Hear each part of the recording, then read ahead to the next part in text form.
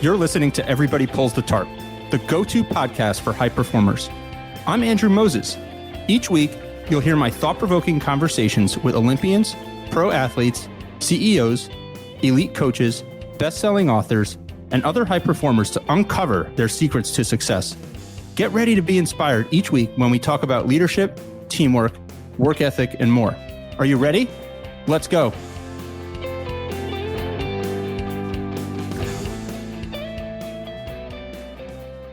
Welcome to Everybody Pulls the Tarp. Tajh Boyd, former Clemson quarterback, All-American.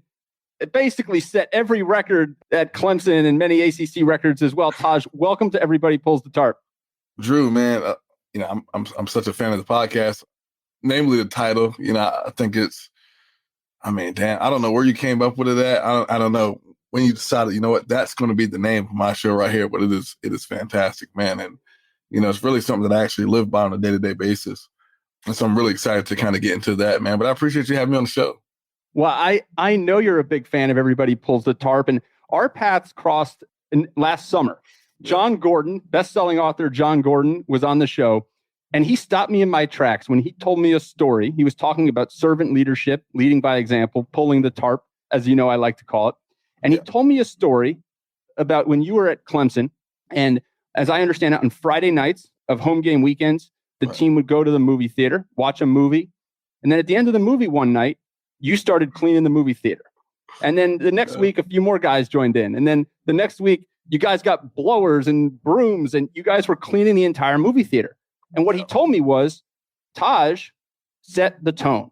He led by example, and that carried over to the entire Clemson football program. So Tajh, take me back to that moment. I have to, you're cleaning movie theaters and you're a star quarterback at Clemson. So the movie ends. What compelled you to start cleaning up that movie theater?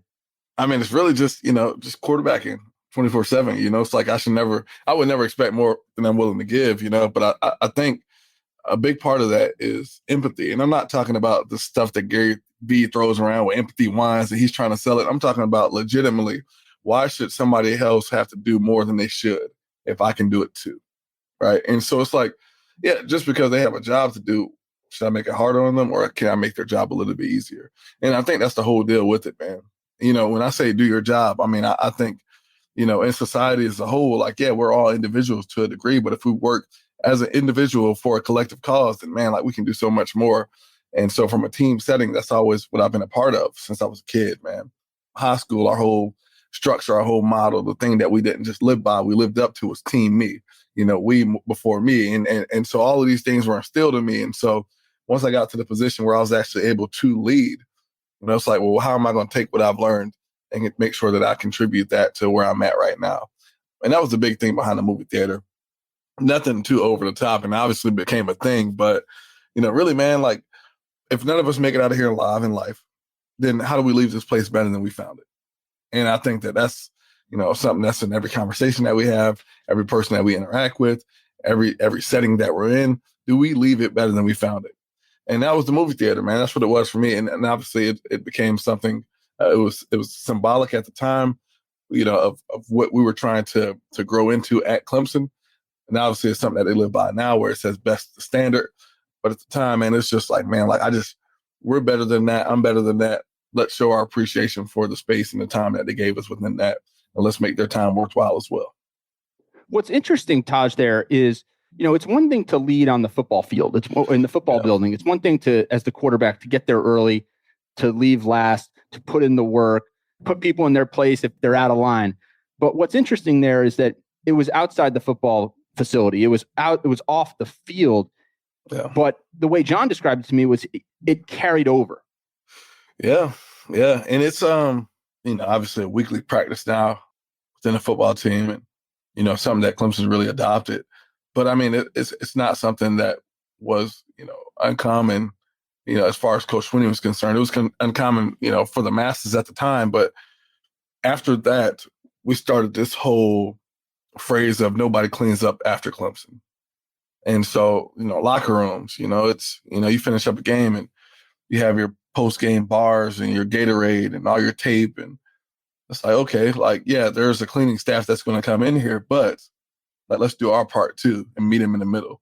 And I think that's such a huge part of making sure that we contribute effectively, positively to society, that, what we did on the field transcended into off the field and really transcended within the community. It's always from the top down. Coach Swinney set a standard. If I'm second in command, then this is what he should expect. He doesn't need to hold my hand necessarily, but like when he's not there, am I doing what he would expect from me? And am I doing it in a genuine way too, where the guys respect that? I'm not going to tell them to do it if I'm not willing to do it. And so like most of the things that I've done, I've never really spoken. I just did it. And as a byproduct, they started to do too. And it was almost like this unspoken agreement where it's like, I shouldn't have to tell you we're all adults here, but this is what we're going to do. This is how we're going to do it. And it started to really reciprocate. And obviously, like, one thing leads to another. It's like that old adage, like, how you do anything is how you do everything. And so you start to dress everything up in your whole life. It's making your bed, it's cleaning up the classroom. It's, if you see something in the street, pick it up. It's just making sure that, you're a positive member of society. Like, you're a good citizen. You're a good, decent human. And I think that's when it's all, because, we play football and everybody has this egoic mind where everybody thinks that these football players are savages, but we're not that.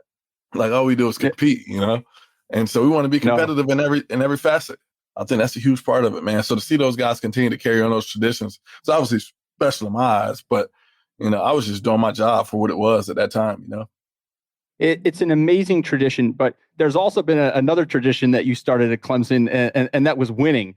Since your time at Clemson, the program has been, one of the all-time great, college football dynasties, 2 national championships in the 7 years since you haven't been at Clemson. But when you went to Clemson, it wasn't the program it is now. Dabo Swinney recruited somebody there, and said, look, we're going to try and build something. We're going to try and change a culture. What drew you to Clemson and drew you to Coach Swinney? It was really him. Ultimately, like, over time, and I'll get into this here in a little bit, over time, like, you start to realize what makes this place special. But at the time, it was just him. I mean, I had, 50, 55 offers. And, it's so funny. I was talking to Spiller about this too today. CJ Spiller, for the people who don't know who I'm talking about, who was, probably one of the greatest college football players of all time. Swinney's first big recruit.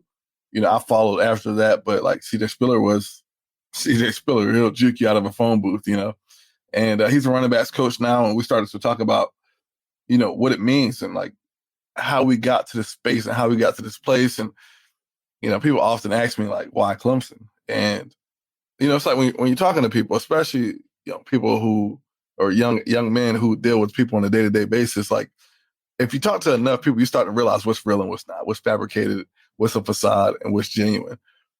And if you hear something so much, then it's probably not true. And so, like, for me, it's like, all right, like, everybody's telling me what I want to hear as opposed to what I need to hear. And that was the separator, man. Like, that was the difference, like, when you talk about the disparity of the teams, like, at the time, Clemson wasn't necessarily where it's at now, but, with a guy like that who's leading the helm, you realize like what it could be. And the only reason I say that is because of where he came from. When you talk about people who struggle so much, who go through the strains and the stresses of life, who are valiantly striving for excellence in everything that they do, and they start from the bottom and they continue to ascend day-to-day basis, like, there's a blessing on that person, right? And if they're going to continue to be that, like, I want to be a part of that too. And I think that was the whole thing. He said, look, bro, like, you can go anywhere. You can go to Ohio State and be the next Troy Smith. You can go to Oregon and be the next Dennis Dixon. He was like, or you can come here, you can be Tajh Boyd. He was like, I'm not going to promise you anything. He was like, only thing I can offer you is an opportunity. It's like, there's no cars, there's no money, there's no clothes, there's none of that. It's just an opportunity. He's like, but if you come here and we win, you'll be a part of this place forever. When you think about something, it's like, for all of us, we just want to leave our imprint on something, on anything. We want to be a part of something bigger than ourselves, contribute in the best possible way, the best fashion. And, at the time, the best way for me to do that was by playing football. It was a surprise to my dad and some other people as well, because, like, again, Clemson wasn't at the forefront of college football. It had potential, but it wasn't quite there. I just believed in the guy. I believed in a person. I believed in the vision. So it'd be like very similar to somebody who's created a new startup and they're in their seed rounds trying to raise money, and you're listening, and they haven't had anybody invest yet, but like, hey, you could be the first investor. And you're like, some people, they go through life and they're like, I need to see it before I do it, right? It's the proof in the pudding. And then you got those right? Those people who, the Gary V's of the world, right? Who And maybe they just have enough capital to the point where they just throw it in and just, disperse it to the point where like something's going to work. But like, this was shooting fish in a barrel, it was a one-off, it's like there was no transfer portal at the time, it was just like, I believe in this guy, man, like he's who he says he is, which is most important. He told me, he was like, look, I might not even be here in 2 years. I might be fired. When he said that, I was like, I mean, this guy is like, he's honest if he's anything, if he's not anything else, It's just something that you can appreciate, man. It's something that you can take to the bank with you, that at least he's telling you truth. And, so many times, like I was sitting there thinking about like why people lie, and I'm like, people lie for a few different reasons, for fear of rejection or retribution or acceptance.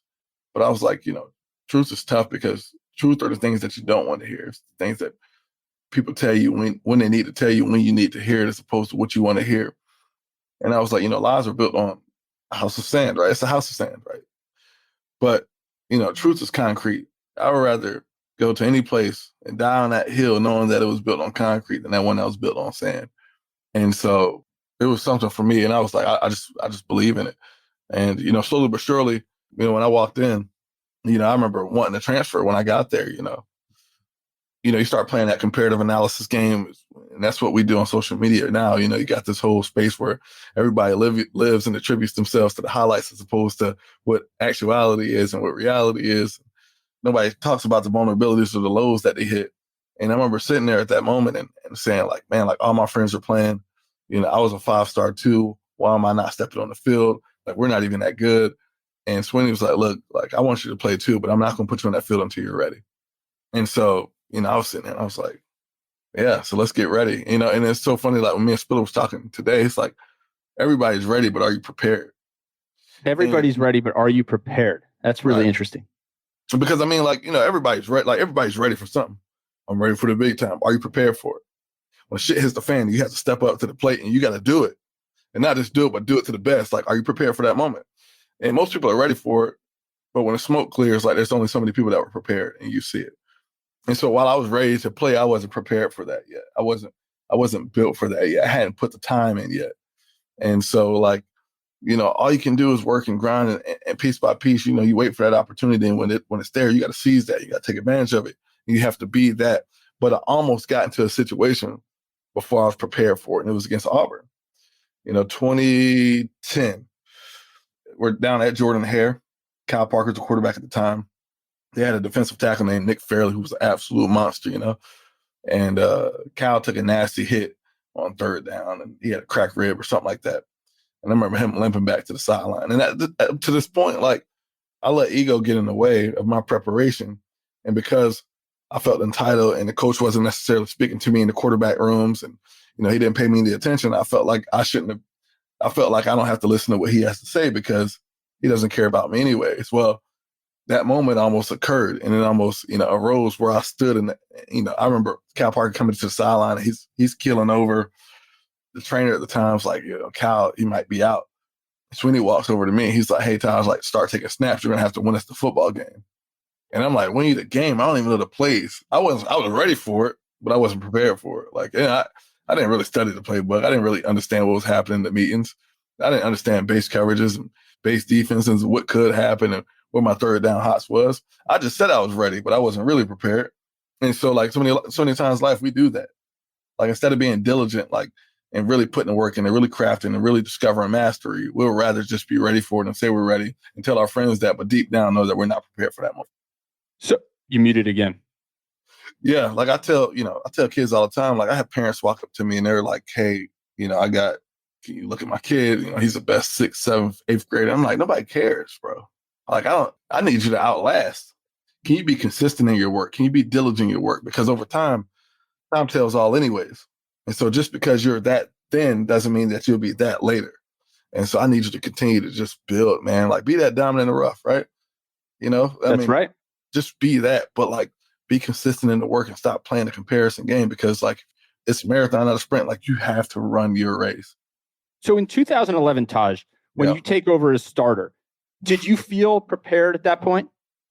I thought I was. I thought I was in a sprint because I had grinded, bro. Busted my ass. And this is the thing, like, I've never not worked. Like, I started lifting weights in 6th grade. Like I went from 145 in 8th grade to 185 in 9th grade. Like whatever it took, whatever needed to be done, I was always willing to do.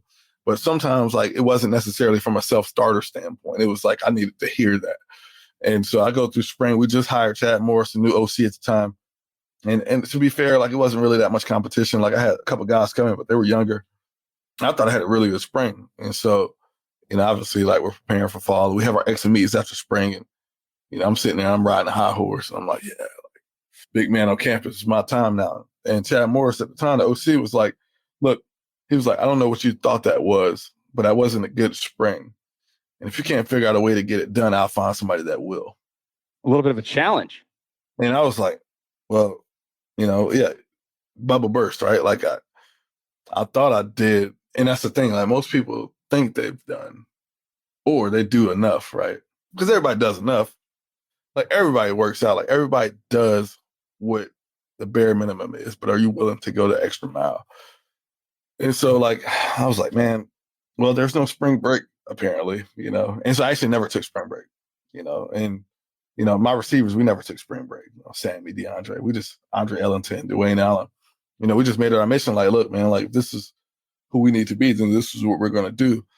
And over time, like, you look back on your life and everybody talks about sacrifices.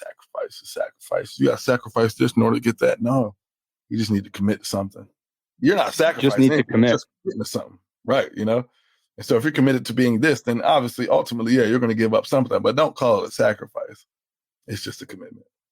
So you commit to this, Taj, and you set off this amazing run of success at Clemson, which continues to this day.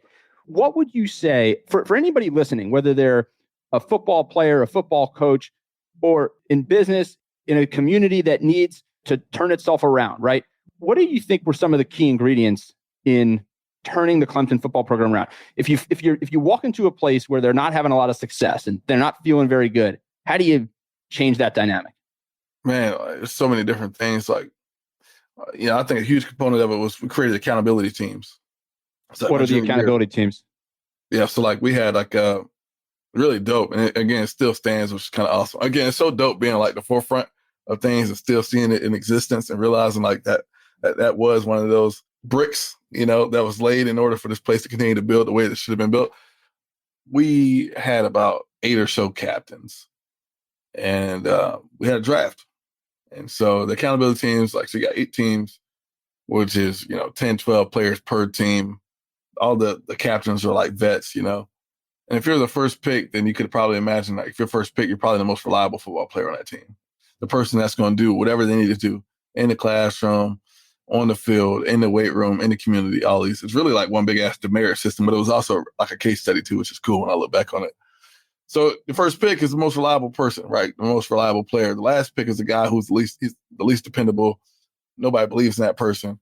He just somebody that's just not doing what they need to do. And it's some choice words that we probably would throw in here, but we try to keep it as PG as possible. But, the thing is like everybody saw it. It wasn't a secret. So it was transparent. Like if you were the first pick, you saw that. If you were the last pick, you saw that, And so what it was like, a rising tide raises all boats, or it can sink the whole damn thing, And so like we have a guy who leaves his tutoring session early, or gets in trouble downtown, or doesn't show up to workouts, or fail to class, like whatever it is, like it's just a demerit system. And what it really did was like create the accountability factor through each individual. Like, yeah, like again, we're talking about a team sport, but a team sport that's made up of individuals. And so, like I need you to do your job so I can do mine. Like that's kind of the whole deal. And so like that one person who didn't think that they mattered, no, now you do, because now you're affecting all of us.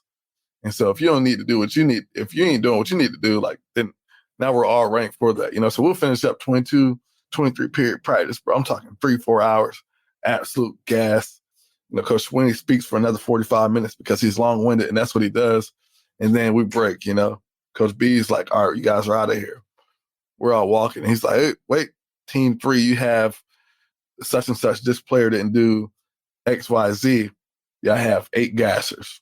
And you're just like, and now you're looking at that person. That person has to look themselves in the mirror, right? And say, damn, like, am I not better than that? And so that was kind of the deal with the case study. It's like, what we saw was like guys who got drafted in the later rounds and the last picks.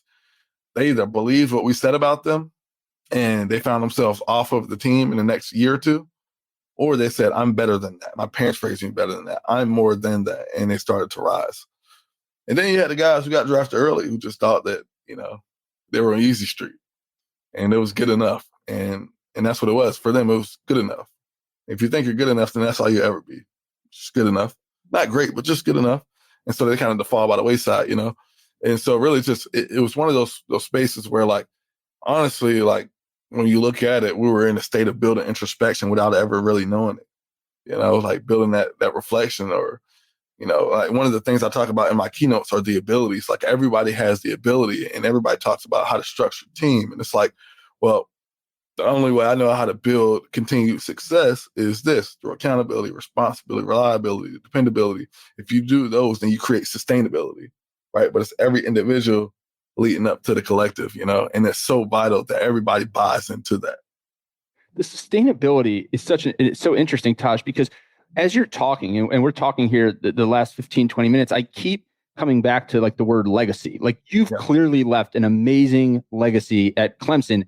That team, those teams that you were a part of have left an amazing legacy. It's so interesting how servant leadership and how accountability can just continue to thread itself. I mean, it's one thing to have a run of success like that on a pro team, right? You have a lot of stability. In a college program, you guys are changing personnel all the time, and it continues. But you guys have built a legacy that has really shaped the last decade at Clemson, and it will really continue. Yeah, and I think it's because like everybody understands their role. Like I mean, I took scout team serious, bro. None of the people on social media or Instagram or whatever it is, like they don't know who's on scout team. But you start to realize like the only way for us to win is by the little guys doing their job. And so like the people that I respected most on our football team were the walk-ons. Andrew Moss, Sam Van Giesen, Alex Good, Alex Burdett, like Taylor Ogle, Donnie McAfee, guys, like there's no stats in the stat book, right? You're never gonna find them. They meant just as much to that team as Sammy Watkins and DeAndre Hopkins did. I'll tell you that. Man, they showed up to work every single day, and they did what they needed to do, and they gave us a look, and they got rings to prove it. And while they might not get the spotlight or get the love that they deserve, like you start to realize that the amount of work that they put in when they were paying for school and everybody else was filling the title, they gave us everything they had. What do you think motivated them, Tajh? That, right?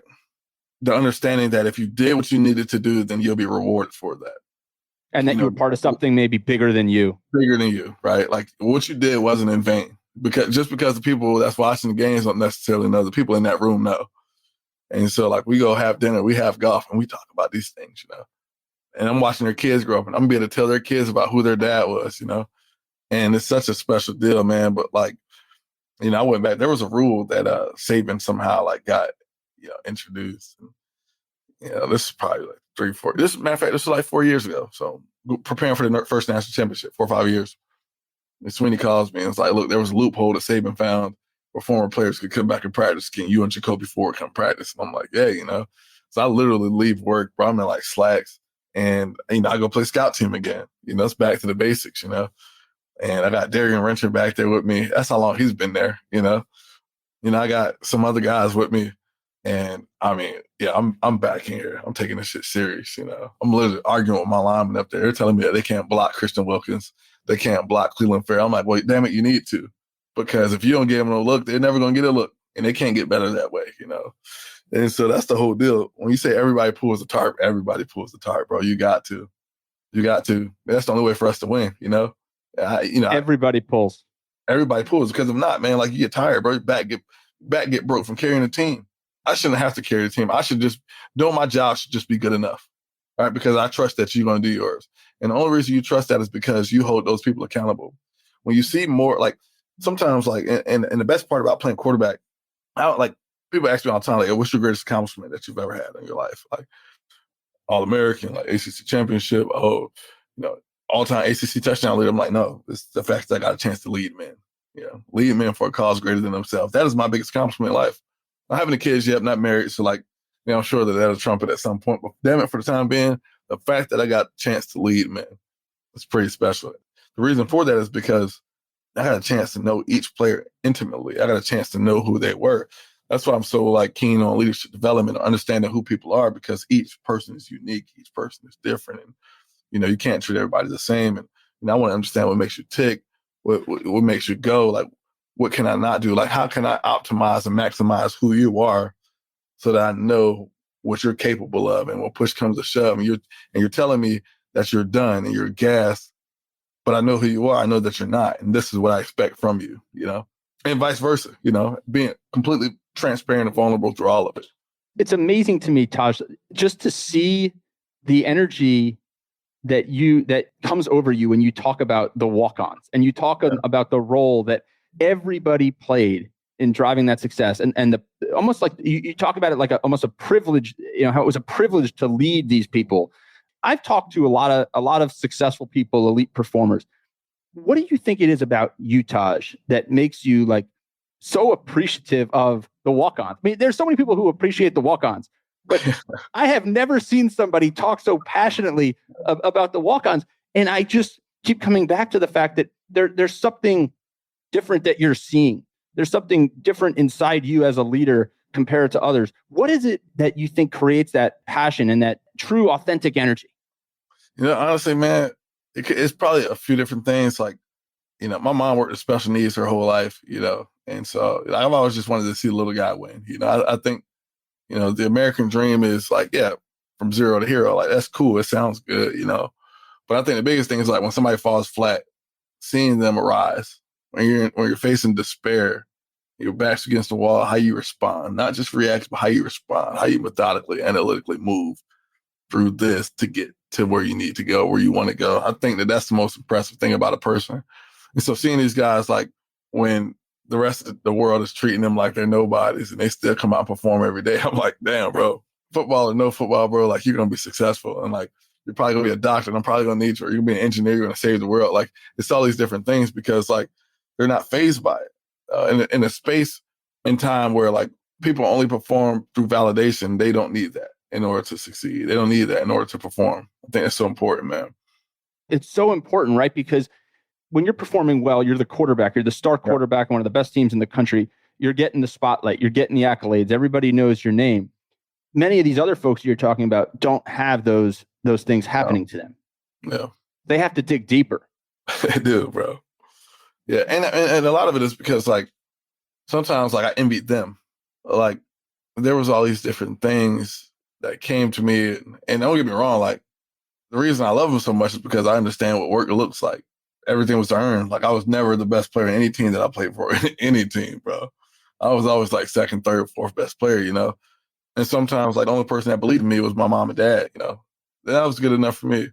But, I think for them, it's like, again, in a world that constantly tells you who you should be, they knew who they were. You should be this, you should be doing that, you should be starting over here, you should be playing, you should transfer. It's like, no, I'm good where I'm at. A space of contentment. I think we're all seeking that, for whatever that is. We just want solitude. We just want, freedom. We don't want to feel trapped by anything. And so many times, like, even when things seem good, they're not, right? Because we're in the confines of expectations. We're in the confines of, it's not liberating at all. But for these guys, hey, look, there's no scholarship here. There's nothing. It's just me busting my ass every single day. And I can leave whenever I want to. But I believe in these guys. I love these guys. And I want to put the work in because I know that if I do what I need to do, it'll make them better. I mean, damn, how selfless is that? It's selfless. It's leading by example. Yeah. You've been, before I let you go, Tajh, I want to dig in just a little bit there into vulnerability. You talked about being vulnerable. You've really opened up in so many different ways in our conversation here and on so many platforms that you share your message. Why is being vulnerable so important to a leader? Just so everybody knows where you stand, like where you're coming from. To be like a pastor sitting at the pew and he's sweating because he's lying about something, I mean, I've done that too, and it just doesn't feel good. It doesn't feel good. And the thing is, like, again, we fear what hasn't even happened yet.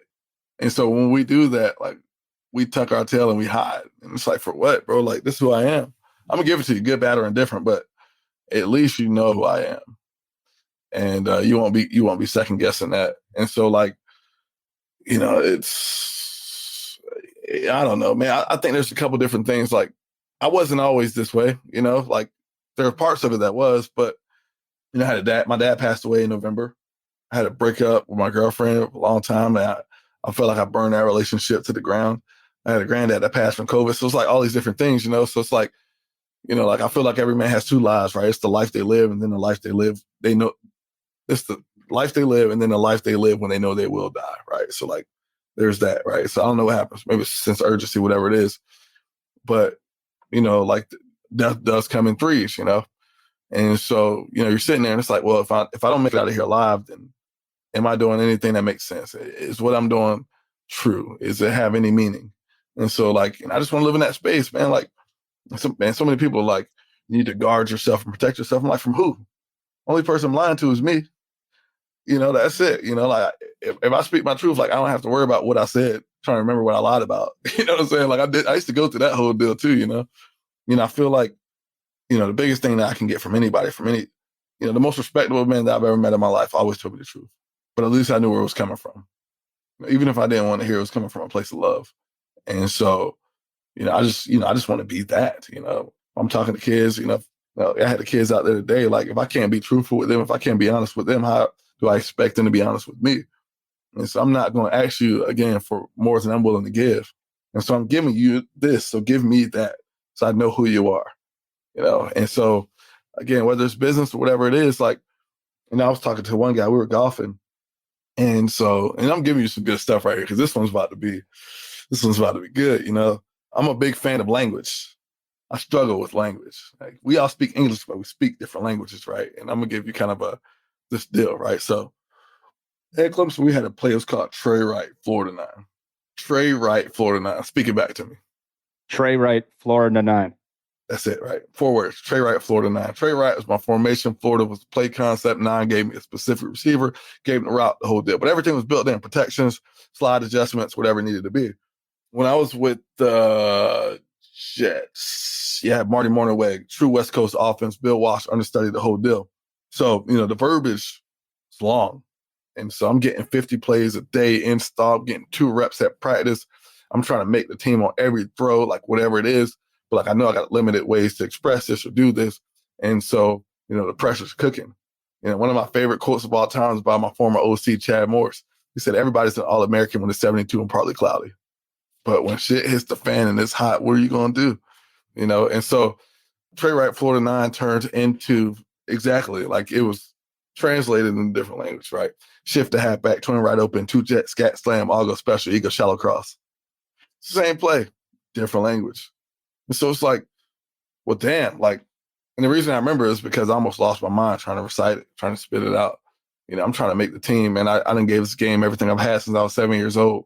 And now it's slipping through my fingers, and I just want to make the team so bad. And I just want to know this play, coach, so I can go out here and be effective. And it was just a lot, And it's like the stock market. I mean, like, or it's like, the like pole position. The higher you get drafted, the more opportunities you get. The lower, those opportunities are few and far between. They dwindle.